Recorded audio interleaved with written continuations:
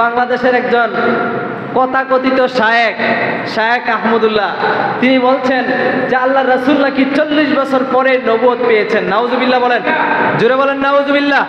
আল্লাহ রাসূল কি 40 বছর পরের নবী নাকি শুরু থেকেই নবী? কারণ আল্লাহ রাসূল বলছেন তিরমিজি শরীফের 3609 নম্বর হাদিসে কারিমার মধ্যে সবথেকে অধিক বর্ণনাকারী সাহাবী হযরত আবু হুরায়রা রাদিয়াল্লাহু তাআলা থেকে বর্ণিত, তিনি বলেন আল্লাহ রাসূল ইরশাদ করেছেন, কুনতু নাবিয়্যান ওয়া কানা আদামু বাইনার রূহি ওয়াল জাসাদ ওয়া কুনতু নাবিয়্যান ওয়া কানা আদামু বাইনাল মাই ওয়াত তিন। বলেন না সুবহানাল্লাহ। আমি নবী তখনও নবী যখন আদম আলাইহিস সালামের বডি যখনও তৈরি হয় নাই, আদম আলাইহিস সালামের বডি তখনও তৈরি হয় নাই, মাটির জায়গায়, পানির জায়গায় আদম আলাইহিস সালামকে যখন সৃষ্টি করা হয় নাই তখন আমি নবী। বলেন না সুবহানাল্লাহ। এটা কি আমার কোনো মুখের কথা? এটা কি গাজী হুজুরের কথা? এটা কি দুনিয়ার কোনো আলেমের কথা? এটা আল্লাহ রাসূলের স্বয়ং পাক জবানের কথা। বলেন না সুবহানাল্লাহ। এই বিষয়ে ব্যাখ্যা করতে গিয়ে আল্লামা নাবহানী রাহমাতুল্লাহি আলাইহি বলেন, ওয়া ইন্না রূহান নবী আবু আদম, আমার নবীর রূহ হচ্ছে বাবা আদমেরও বাবা। সুবহানাল্লাহ বলেন। আমার নবীজির রূহ কি? বাবা আদমেরও কি বাবা। বাবা মানে হচ্ছে আগে। বলেন না সুবহানাল্লাহ। বলেন তো বাপ আগে নাকি ছেলে আগে? বাবা আগে নাকি ছেলে আগে? তাহলে বাবা আগে মানে হচ্ছে বাবা দুনিয়ার মধ্যে সন্তানের আগে জন্মগ্রহণ করেছেন, বাবার মাধ্যমে, বাবার পরে সন্তান দুনিয়ার জমিনে আসছে, তার মানে বাবা আগে। এটা দিয়ে বিশ্লেষণ করা হলো, এটা দিয়ে বোঝানো হলো যে আমার নবী আদম আলাইহিস সালামের আগেও তিনি নবী ছিলেন। বলেন না সুবহানাল্লাহ। এখন বর্তমান সময়ে বলবেন যে হুজুর আপনি ছোট মানুষ, উনি এত বড় শায়েখ, এত বড় অমুক শায়েখ আহমদুল্লাহ, আপনি ছোট একটা মানুষ, পোলাপান বয়সের মানুষ, আপনি ওনার সাথে কি বসলে পারবেন? ওনার সাথে আপনি টক্কর দেন?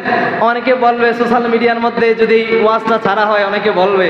আমি বলবো যে ইমান বুঝতে গেলে, রসুলকে বুঝতে গেলে, রসুলের হাদিস বুঝতে গেলে ছোট বড় কোনো বিষয় না, রসুলের প্রেম নিয়ে তাহলে যদি রসুলের প্রেম থাকে তাহলে এই হাদিসের মর্ম বোঝা যাবে। এটা দিয়ে বয়সের কোনো পার্থক্য নাই, ঠিক কিনা বলে? আবু জাহেল, আবু লাহাব, তাদের থেকে অনেক সাহাবায়ে কেরাম ছিলেন অনেক বয়সে ছোট, ঠিক কিনা বলেন? বয়সে ছোট ছিল না? বয়স দিয়ে কোনো ইমান কি যাচাই করা হয়? এমন কোন হাদিসের কিতাবের মধ্যে নাই, সিয়াসিত্তার কোনো কিতাবের মধ্যে নাই, কোরআনের মধ্যে নাই, হাদিসের মধ্যে নাই যে বয়স দ্বারা ইমান নির্বাচন করা হবে, বয়স দ্বারা ইমান যাচাই করা হবে, এমন কোনো একটা হাদিস দলিল কোথাও নাই। এই জন্য যারা আমার রসুলের শানে কটূক্তি করবে, কদ ইন আকাদাল ইজমাউ আলা আন্না শাতিমার রাসূল সাল্লাল্লাহু আলাইহি সাল্লাম ইউকাফফারু ওয়া ইউকতাল, আল্লাহ রাসূলের সম্মানের চাদর নিয়ে যারা টানাটানি করবে তাদেরকে তওবা করার পরে মৃত্যুদণ্ড দিয়ে জাহান্নামে পাঠিয়ে দেওয়া হবে, ঠিক কিনা বলে? কারণ আজকে যদি নাস্তিক ব্লগার যারা ইসলাম বুঝে না, যারা ইসলামের মধ্যে নাই, ইসলামের পতাকার নিচে নাই, তারা যদি রসুলের সম্মান নিয়ে আঘাত করত তাহলে হয়তো বা মনটাকে একটু হলেও বুঝ দিতাম। কিন্তু ইসলামের লেবাসদারি, পাঞ্জাবি গায়ে, পায়জামা পরা, টুপি মাথায়, আবার রসুলের সুন্নত দাড়ি রেখেছে, ইসলামের জান্ডার তলে থেকে আল্লাহর রসুলের নবুয়তকে অস্বীকার করে তারা কখনো মুসলমান হইতে পারে না, ঠিক কিনা বলে? এই জন্য আমাদেরকে খেয়াল রাখতে হবে, আমাদেরকে এই সমস্ত শায়েখ নামের বেদাতি থেকে আমাদেরকে দূরে থাকতে হবে, ঠিক কিনা বলে? কারণ তারা ইমান চোর। তারা কি চোর? ইমান চোর। বর্তমান সময়ে রুটি চুরি করলে দেখা যায়, টাকা চুরি করলে প্রশাসনের চোখে পড়ে, কিন্তু ইমান চোরদের চোখে পড়ে না, ঠিক কিনা বলেন? এই জন্য ইমান চোরদেরকে একটা একটা করে চিহ্নিত করে তাদেরকে চিহ্নিত করে আইনের আওতায় আনতে হবে, ঠিক কিনা বলেন? এই জন্য আজকে দেখলাম যে ফেসবুকের মধ্যে দেখলাম একজন আলেম, আমাদের সুন্নিয়তের একজন আলেম, উনি এই বিষয় নিয়ে ওনার বিরুদ্ধে মামলা করেছে। কি করেছে? মামলা করেছে। এইভাবে আমাদেরকে আগাতে হবে। আবার তারা অনেক মিষ্টভাষী। তারা কি মিষ্টভাষী? অনেকে বলে কিছুদিন পূর্বে আমাদের এলাকার মধ্যে একটা মাহফিল হয়েছিল। তো মাহফিল হওয়ার পর আমার শ্রদ্ধেয় বড় ভাইজান হযরত মাওলানা, অনেকেই চিনেন, হযরত মাওলানা কারি শেখ মিনহাজুল আবেদিন সফুবি, আমার বড় ভাইজান, উনি বয়ান করেছেন যে যারা বাতিল আছে তাদের কিছু বিষয় নিয়ে মুখোশ উন্মোচন করেছেন। ওই বিষয়টাকে ভিডিও রেকর্ড হয়েছে, আমি মোবাইল দিয়ে রেকর্ড করেছি, ফেসবুকের মধ্যে ছাড়ার পরে আমাদের এলাকার কিছু ছোট ভাই এলাকার, এরাই কি করতেছে, বলে যে আপনারা আলেম হয়ে আরেকজন আলেমের গীবত করতেছেন। কি করতেছেন? গীবত করতেছেন। এখন বলেন আমি সরাসরি শায়েখ আহমদুল্লাহ নাম নিছি না, কথা বলেন, নাম নিছি না, তাহলে অনেকে তো মনে করবে যে হুজুর আপনিও গীবত করলেন। কি করলেন? গীবত করলেন। এখন বলবো ওই ছেলেটাকে তো বুঝাইতে পারতেছি না, আরে বোকা তুমি তো গীবতের সংজ্ঞাই জানো না। বলে যে গীবতের সংজ্ঞা জানা লাগবো না, আমি গীবত জানতে গেলে আমাকে আলেম হইতে হবে না, বারবার তর্ক করছে। তারা বোঝে না গীবত কাকে বলে। এটা কি কোনো দুনিয়াবি বিষয়? দুনিয়াবি বিষয় যদি একজন আরেকজনের স্বার্থে, যদি একজনের অনুপস্থিতিতে আরেকজনের কাছে কোনো কথা বলা হয়, সেটা কি গীবত? এখন তো ওই ছেলেকে বোঝানো যাচ্ছে না যে এটা তো গীবত না। এখন মনে করেন আপনার বাবাকে একজন, মনে করেন আপনার বাবার বিরুদ্ধে একজন চক্রান্ত করছে, ষড়যন্ত্র করছে যে আজকে রাতে আপনার বাবাকে তারা কি করবে? ক্ষতি করবে। আজকে রাতে তারা আপনার বাবাকে মনে করেন যে বিভিন্ন মারবে বা যে কোনো কিছু একটা বিপদের মধ্যে ফেলবে। এখন আরেকজন শুনলো, থার্ড পার্টি, তৃতীয় পক্ষ একজন শুনলো, শোনার পরে এখন যদি আপনার কাছে আইসা বলে অথবা আপনার বাবার কাছে আইসা বলে, তাহলে বলেন ওই যেই লোকটা ষড়যন্ত্রকারী, ওই লোকটা কি এখানে সামনে ছিল? তাহলে ওই লোকের অবর্তমানে যে আপনি ওই ষড়যন্ত্রকারীর কথাগুলো বলে ফেললেন, তাহলে এটা কি গীবত হবে? এখন কি এই কথাটা বলার, এই কথাটা না বললে তো ওই লোক বিপদে পড়ে যাবে। এটা তো দুনিয়াবি বিষয়, তারপরও বলা যাবে, তারপরও কি বলা যাবে। কিন্তু ইমান, যেই বিষয়টা ইমানের মামলা, আপনার ইমান নষ্ট করে ফেলতেছে এমন আলেম, তাদের থেকে তাদের ষড়যন্ত্র থেকে আপনাকে হেফাজত করা একজন আলেমের দায়িত্ব। ঠিক কিনা বলেন? একজন আলেমের কর্তব্য। ওই ইমান চুর থেকে আপনার ইমানকে হেফাজত করার দায়িত্ব এই মিম্বরে যিনি বসেন এই আলেমদের। ঠিক কিনা বলেন? এই জন্য দায়িত্ব, কর্তব্য পালনার্থে হয়তোবা নাম নিতে হয়, না হলে আপনারা চিনবেন না। কারণ তারা অনেকেই বলে যে সুন্নি ওলামায়ে কেরামগণ বেশি কথা বলে, অধিক কথা বলে, সুন্নিরা অধিক কথা বলে। বলে যে বাবা আপনি যখন পায়ের মধ্যে আরেকজনের পাড়া পরে আপনার কিন্তু কোনো শব্দ হয় না, আপনি পায়ের মধ্যে ফাড়া দিছেন, আপনার কিছু হয় নাই। আরেকজন যার পায়ের মধ্যে ফাড়া দিছে, হে যদি বলে যে কেন ফাড়া দিলা, একটু শব্দ করে, একটু কান্না করে, বলে যে এত কথা বলো কেন? তাহলে এত কথা কেন বলছি? কারণ আমার গায়ের মধ্যে আঘাত লাগছে, এই কারণে এত কথা বলছি। ঠিক কিনা বলেন? আমাদের কলিজায় আঘাত লাগছে। আল্লাহ রাসূলের সম্মানের চাদর নিয়ে যদি কেউ টানাটানি করবে, তাহলে আমরা দুনিয়ায় জীবিত থাকা অবস্থায় তাদেরকে ছাড় দিব না। ঠিক কিনা বলেন? আমরা ক্ষুদ্র হইতে পারি, ছোট হইতে পারি, কিন্তু আমাদেরও অধিকার আছে রসুলকে মহাব্বত করার। আমাদেরও হক আছে রসুলের বিপক্ষে কোনো কথা বললে তার জবাব দেওয়ার। ঠিক কিনা বলেন? আপনারা শুনেন নাই? আপনারা ওই ঘটনা হয়তোবা শুনেছেন, হযরত ইব্রাহিম আলাইহিস সালামকে যখন আগুনে নিক্ষেপ করা হলো, ব্যাঙ, সামান্য একটা ছোট্ট একটা প্রাণী, এই ব্যাঙ কি করেছে? তার মূত্র ত্যাগ করেছে ওই আগুনের মধ্যে। বলেন তো ব্যাঙের প্রস্রাবে কি আগুন নিভবে? ব্যাঙের প্রস্রাবে আগুন নিভবে না, কিন্তু ব্যাঙ চেষ্টা করেছে। তার বিশ্বাস, তার ভক্তি যে আমি আগুন নিবানোর উদ্দেশ্যে কি করেছে? মূত্র ত্যাগ করেছে, কিন্তু আগুন নিভবে না সে সেটাও জানে। এই কারণে একটা দেখেন ব্যাঙের প্রস্রাব কি পাক, ব্যাঙের প্রস্রাব কি পাক। এই জন্য আমাদেরকে খেয়াল রাখতে হবে আমাদের ঈমান যেন হরণ না করতে পারে। আমাদের ঈমান যেন কি করতে না পারে, চুরি করে না নিয়ে যেতে পারে। তারা বলে রসুল নাকি 40 বছর পরে নবী হয়েছে। হায় হায়, তোমরা মুসলমান, তোমরা আলেম হও কিভাবে? আমার ছোট্ট মাথায় ব্রেইনে ধরে না যে তোমরা শায়েক, শায়েক লাগাই কিভাবে, যে তারা শায়েক বলে কিভাবে, দাবি করে কিভাবে। আল্লাহ রসুলকে একজন জিজ্ঞাসা করলো, ইয়া রাসূলুল্লাহ, ইয়া হাবিবাল্লাহ, আপনার বয়স কত? তা আল্লাহ রসুল বলছেন, হযরত জিবরাইল আলাইহিস সালাম, জিবরাইল আলাইহিস সালামকে আল্লাহ রসুল জিজ্ঞেস করছেন যে হে জিবরাইল, তোমার বয়স কত? হযরত জিবরাইল আলাইহিস সালাম বলছেন যে আমি তো আমার বয়স জানি না, তবে একটা ঘটনা বলতে পারি, যে ঘটনাটা বললে ইয়া রাসূলুল্লাহ, ইয়া হাবিবাল্লাহ, আপনি ধারণা করতে পারবেন। বলেন না সুবহানাল্লাহ। তখন জিবরাইল আলাইহিস সালাম বলতেছেন, ইয়া রাসূলুল্লাহ, আমি যখন সৃষ্টি হয়েছি, সৃষ্টি হওয়ার পরেই আকাশের মধ্যে একটা তারকা দেখলাম, যেই তারকাটা উদিত যখন হইতো তখন 70,000 বছর থাকতো। বলেন না সুবহানাল্লাহ। আবার যখন ডুবে যাইতো আবার 70,000 বছর ডুবে থাকতো।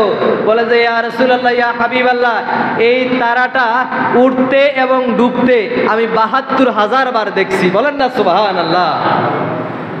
আল্লাহ রাসূল বলছে, হে জিবরাইল, তুমি যেই তারাটা দেখেছো উদিত হইতে এবং অস্তমিত যাইতে, ওই তারাটাই ছিলাম আমি রসুল। বলেন না সুবহানাল্লাহ।